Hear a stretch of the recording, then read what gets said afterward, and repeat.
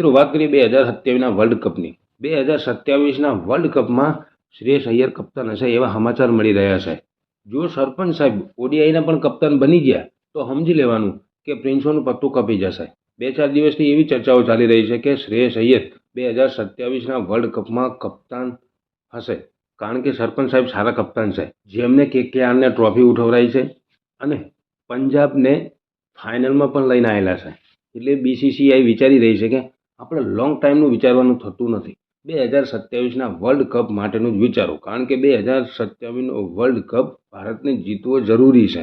એટલે એવો કેપ્ટન જોઈએ છે કે જે ટીમને હેન્ડલ પણ કરી શકે અને સાથે સાથે સારા રન પણ બનાવી શકે. એટલા માટે શ્રેયસ અય્યરને કપ્તાન બનાવવાની વાતો ચાલી રહી છે. અને જો સરપંચ સાહેબ કપ્તાન બની જાય ઓડીઆઈના, તો પ્રિન્સોનું ઓડીઆઈમાંથી પણ પત્તું કપાઈ જશે, કારણ કે ગિલનું ફોર્મ 19-20 ચાલે છે.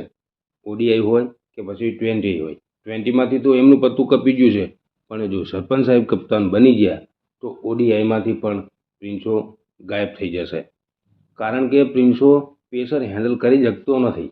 એ તો એના કિસ્મત સારા છે કે વિરાટ કોહલી અને રોહિત શર્મા ટીમમાં છે. અને આવું બધું જોતાં મને લાગી રહ્યું છે કે ગૌતમ ગંભીરના હાથમાંથી રિમોટ પડી ગયું છે અને કોઈક ઢૂંઢાઈ અને દોડી આવ્યું છે. જો માલિકના હાથમાં રિમોટ કંટ્રોલ હોય તો એ શ્રેયસ અય્યરને કોઈ દાડો કપ્તાન બનવા દોત નહીં, કારણ કે એમને કેકેઆરથી જૂની દુશ્મની છે ને. ન કે કઈ ફ્રેન્ચાઇઝી છે કે જે કપ્તાને ટ્રોફી જીતાડી હોય એને આગલા વર્ષે રિલીઝ કરી દે. કેકેઆરમાંથી અય્યરને કાઢવામાં મોટો હાથ માલિકનો જશે, હશે નહીં સેજ. અને હવે તો સરપંચ સાહેબ ટીમ ઇન્ડિયાના કેપ્ટન બનવાની વાત ચાલુ છે, તો માલિકના પેટમાં ચેવી ગુદ ગુદ ગુદ ગુદ થતું હશે.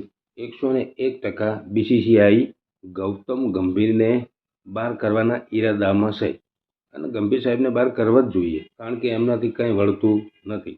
અને માલિકની જગ્યાએ કોઈક એવો હેડ કોચ લાવવો જોઈએ જે ભારતીય હોય અને ઘણા અનુભવી હોય, જેમ કે દ્રવિડ સાહેબ હતા, શાસ્ત્રી સાહેબ હતા, એવા જે બોલીને નહીં પણ કરીને બતાવે.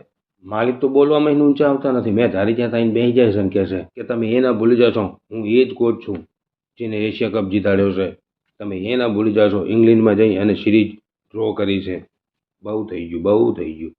પછી ચેમ્પિયન ટ્રોફીની વાત કરી લે, હું એ જ છું જેને ભારતને ચેમ્પિયન ટ્રોફી જીતાડી છે.